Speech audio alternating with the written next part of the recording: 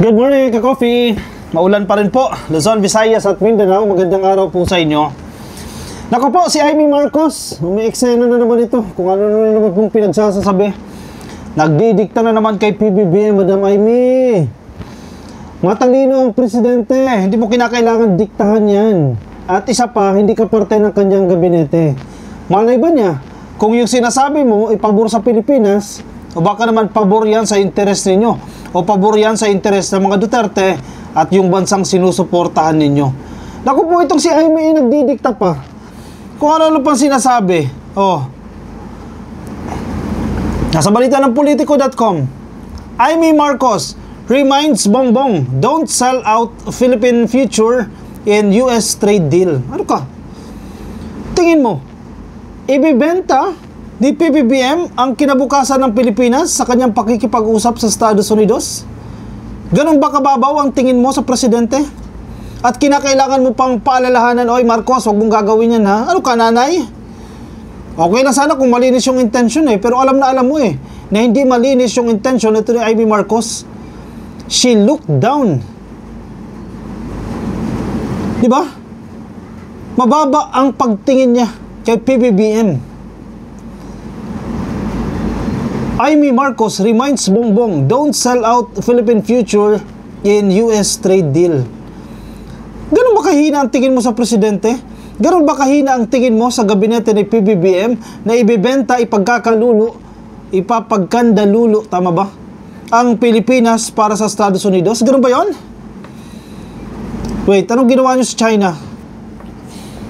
Wait, Senator Amy Marcos, kaya mo bang sabihin niya kay Sara Duterte na isa ding vice-presidente? Dapat mas concerned ka kay Sara. Dahil medyo kulang yan sa pag-iisip. Sa diskarte. Si PBBM, sasabihan mo ng ganyan? Nagpapatawa ka. Si Presidente pa talaga sasabihan mo, ano? Bakit umi-eksena si Amy Marcos para lumabas na hindi ginagabayan ko yung kapatid ko, ading ko yan Diba? Yan ang lagi niya linyahan Hindi ko ipapahamak yung ading ko, gagabayan ko yan. Ganon? Or nakakutob ito na magiging maganda yung pag-uusap ng Estados Unidos at ng Pilipinas kaya nakikisawsaw para makakuha ng credits. Pag-uwi ng Pilipinas, maganda yung report ng presidente, hindi kasi ginabayan ko yan in-advisean ko yan ang mga dapat niyang sabihin. Sinabihan ko siya na ito lang yung pwede mong gawin when it comes to forging an agreement with the US. Diba? Nako, Madam Amy, ano tong ginagawa mo? Umi-eksena na naman Tinan mo, pansinin mo itong mga DDS senators. Pag nawawala sa eksena, gagawa ng eksena. Pag hindi nagiging relevant, gagawa ng mga eksena yan para pag-usapan, para maging relevant. Amy Marcos reminds Bongbong, talaga lang siya pa talaga nag-remind don't sell out Philippine future in US trade deal. Senator Amy Marcos has urged President Ferdinand Marcos Jr. to push for Philippine interests during the trade talks with the United States at presidente nito na si Donald Trump. Talaga nga naman ina-undermine nyo ang presidente Saka nakakita ng presidente na isusuko ang interes ng Pilipinas para sa isang bansa. Hindi yan si PBBM. Siguro nasana itong si Amy Marcos ng panahon ni Digong. Baka nakikita niya ganyan yung diskarte ni Digong. Kaya ngayon, nangangamba, sige, pinalalahanan si PBBM. Parang wag mong tularan si Digong Dapat wag mo ibenta yung Pilipinas yung soberanya ng Pilipinas wag mo ibebenta yung interes ng Pilipinas kapag nakipag-usap ka dyan sa Estados Unidos. O baka nasana ito ng panahon ni Digong Kaya ganyan yung mga linyahan niya Sabi niya, trade must be a partnership, not a surrender, stated the senator. Talaga, partnership naman talaga yan. Anong surrender sinasabi niya dyan? Susuko natin ang karapatan natin. Agreement na magpapalugi tayo. Sa tingin mo, ganyan kahina si PBBM? Naku po, minamaliit mo ang kakayahan ni PBBM, Amy Marcos. Sa totoo lang, parang hindi ka kapatid. Diba? Ang baba ng tingin mo sa presidente. Sabi niya, if we give away our rights today, we sell out the future of every Filipino. Sabihin mo yan kay Sara. Sabihin mo yan sa mga DDS senators. Bakit kay PBBM mo sasabihin yan? If we give away our rights today, we sell out the future of every Filipino. Nagsusumikap nga itong presidente na kapatid mo para mapaganda ang Pilipinas, mapaganda ang buhay ng mga Pilipino.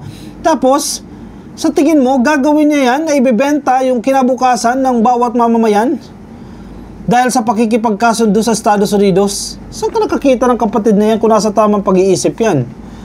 Minamaliit mo yung kapatid mo. Yun lang yun eh. Kahit magpaikot-ikot tayo dyan. Ang tingin mo sa kapatid mo, grade 1. Na hindi kaya magdesisyon ng tama. Hindi mo kailangan sabihin yan. Hindi mo kailangan i-remind yan dahil basic yan. Saan ka nakakita ng presidente na ibibenta mo yung kapakanan ng residents mo? I mean, bakong nagagawa ni Digong yan, huwag mong expect kay PBBM yan. The lawmaker pointed out that the tariff agreement with the US should also be reciprocal. Okay, ito na. Dito tayo sa tariff. Ang sinasabi naman ng Amerika, hindi natin pinagtatanggol ng Amerika. Ang sinasabi ng Amerika, pag-uusapan natin. Pero hanggat wala pa tayong agreement na pinapasok, 20% yung ipapataw nilang tariff. Kung tutuusin mo, sa Southeast Asia, pangalawa yan sa pinakamababa next to Singapore. 10% ang Singapore, tayo 20%. Yung ibang bansa sa ASEAN, 40%, 35%, 49%, ganyan kataas. Hindi ko alam, hindi ko maintindihan kung anong nasa isip ni Amy Marcos at galit na galit siya dito sa Amerika. Siyempre, feeling ko sinusundan niya yung yapak ni Digong na galit sa Amerika nung panahon niya. Kasi favoring China eh. Yan ang style ni Amy Marcos niyan eh. Sinusundan niya yung yapak ni Digong. Di ba alam kung anong meron siya kay Digong, no? Bakit kung tingnan niya si Digong maladyos na ang tingin niya dyan eh. Sige, lahat na. Kahit yung pamilya niya, kahit yung kapatid niya, presidente, ipahamak niya na. Kahit sabihan niya na ng masasakit na salita, yung pamilya niya mismo, gagawin niya para lang kay Digong. Anong meron kay Digong? Di ba? Bakit ganyan ka, madam? Kapatid ka pa man din, di ba? Dapat ang tao nag-i-expect ng mas marami sa iyo dahil kapatid ka, dapat tutulungan mo yung kapatid mo na presidente. Tutulungan mo na masustain yung magandang imahe ng mga Marcoses dahil alam nyo naman yan na nasira yan. Sinira yan yung imahe na yan nung panahon ng tatay. Ayan, binigyan na ng chance ng 31 million Filipinos, tapos isa ka sa sisira ulit. Sisirain mo ulit ang reputasyon. Anyari, Marcos? Amy, anyari? Dahil hindi ka napagbigyan? Dahil hindi ikaw yung pinatakbong presidente? Dahil hindi na disqualified si PBBM?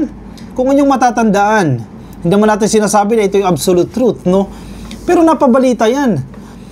Noong 2022, ng presidential elections, di ba maraming disqualification cases na isinampa kay PBBM? Ang sabi sa report, allegedly, gusto ni Amy Marcos na siya ang pumalit kay PBBM kung na-disqualified ito, tumakbo sa pagka-presidente. May ambisyon pala. May ambisyon pala maging presidente, kaya ngayon, sige, dikta-dikta. Runong-runungan. Di ka nga pinapansin eh. Kasi alam na alam naman ni PBBM kung kanino ka kumakampi. Alam na alam niya na ikaw ay maka-Duterte. May ambisyon pala si ate. Gusto pala mag-presidente. Kung gusto mo talaga, ma'am, 2028, tumakbo ka. Kalabanin mo si Sara.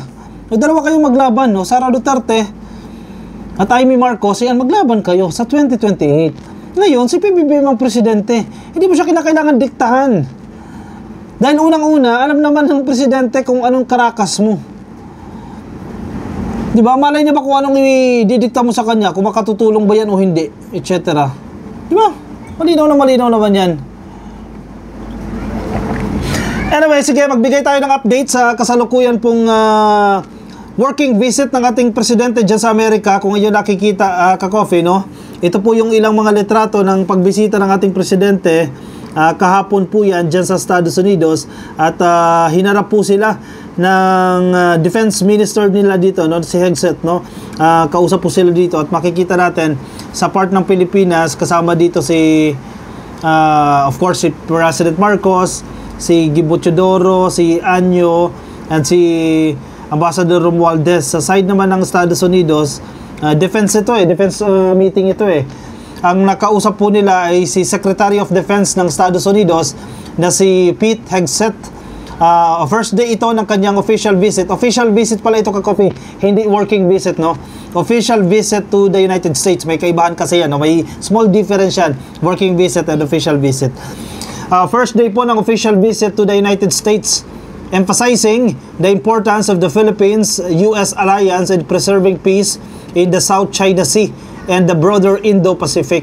Isa naman yan talaga sa pinaka-agenda, no? Bago pa man dumating ang presidente dyan, bago pa man siya magtungo dyan sa Estados Unidos, isa na po sa mga naka-agenda ay ang pag-usapan ng, syempre, yung agreement natin, yung defense agreement natin sa Estados Unidos, lalo na po dyan sa pagprotekta sa ating soberanya sa usapin po ng West Philippine Sea. Dahil alam nyo naman yan, ka-coffee, no? Na sa oras na bakbakin tayo ng China, di ba, may mga indicators lang sila dyan na bakbakin tayo, meron tayong treaty, meron tayong kasunduan with the United States na to the rescue sila. Trabaho nila yan, tungkulin nila yan na tulungan tayo dahil meron nga tayong treaty o meron tayong kasunduan dyan sa Estados Unidos. So isa pa po yan sa napag-usapan, no, mas mapalalim pa, mas mapatibay pa itong ugnayan ng Pilipinas, no, lalo na po sa pagpapanatili ng kaayusan dyan sa South China Sea at sa broader Indo-Pacific. Yan ang kinakagalit nila Amy Marcos eh. Yan ang kinakagalit ng mga DDS kasi titibay lalo yung relasyon ng Pilipinas sa Amerika. And once na tumitibay ang ugnayan ng Pilipinas sa Estados Unidos, humihina naman ang sa China. Ang relasyon ng Pilipinas sa China, at ayaw na ayaw nila yan. Kasi ang pinapabura naman talaga nila ay China. Yan, kaya galit na galit itong mga DDS, yung sila Amy Marcos at ilan pa pong mga DDS senators, galit na galit sila. Kasi ayaw na ayaw nila na ang Pilipinas makikipag-ugnayan, makikipag-usap sa Amerika. Ayaw na ayaw nila yan. Allergic sila dyan eh. Kasi dapat sa China lang. China. Puro lang sila China. Ayaw nila sa Estados Unidos. Ayaw nila sa Australia. Ayaw nila sa France. Ayaw nila sa kung saang bansa. Basta China lang. Ginawa nyo na yan eh. Tignan nyo, mga utang natin noon. Sa China lagi inuutang eh. Napakamahal naman ang interest. May iba naman pwedeng utangan na mas mura yung interest. Hay nako. Digong, anong ginawa mo sa Pilipinas, no? PBBM highlighted the value of joint military exercises and AFP modernization and called for continued dialogue amid shifting regional development. Correct. Actually, malaking tulong din naman talaga ang Amerika sa atin. Kasi yung transfer of technology lang, halimbawa itong sinasabi dito na mga military exercises, no? Ang laking bagay nito sa mga Filipino soldiers, sa mga sundalo natin. Siyempre, natututo ka rin eh. Ano yung mga teknolohiya, ano yung mga style, ano yung mga strategies, mga combat skills, combat strategies na ginagawa sa Estados Unidos. Na hindi mo natin pwede i-deny na malakas talaga ang puwersa ng militar ng USA. At kahit papano, matututo tayo sa pamamagitan nitong mga military exercises. Mutual naman yan. Hindi naman tayo lang natututo, no? May mga skills din tayo dito sa Pilipinas na natututo din naman ang mga sundalong Amerikano dito sa atin. Mutual interest yan. Diba? Siyempre, marami rin. Magagaling din ang ating mga sundalo dyan. May mga combat skills din tayo na unique dito sa Pilipinas na pwede rin nilang may apply dyan sa Estados Unidos. Kaya mutual yan. Kaya hindi natin pwedeng i-disregard yan. Yung iba kasi galit na galit eh. Once na magkakaroon ng military exercises ang Pilipinas sa Estados Unidos, galit na yan. Umuusok na yan. Kesyo daw sasakupin na tayo ng Amerika. Kesyo ganyan. Binenta na natin yung ating future. Tulad na sinasabi ni Amy Marcos, wag mong ibenta ang future ng Pilipinas. Naku naman, madam. Ano pumapasok sa kukote mo? Walang bentahang nagaganap. Treaty ito, kasunduan ito. Mutual interest ito sa pagitan ng both parties o ng parehas na bansa. Ay nako talaga yung mga bitter talaga dyan, mga DDS. Maghintay kayo.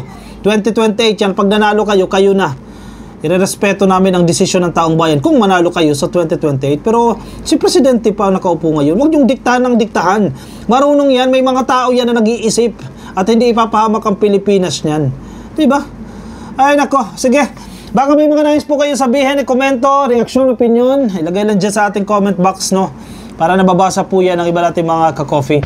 Yung mga nasa Facebook, pasuyin na lang, baka di pa po kayo naka-like and follow, please like and follow, YouTube subscribe, TikTok subscribe na po kayo, and I will see you in the next video. Maraming salamat po sa mga sumama, ingat po kayo, nasaan man po kayong panig ng daigdig, medyo maulan pa rin, mga kababayan natin dito sa Metro Manila na binabagyo, Metro Manila, Rizal, ano pa ba, Central Luzon, na nakakaranas po ng pagbaha, ingat po kayo.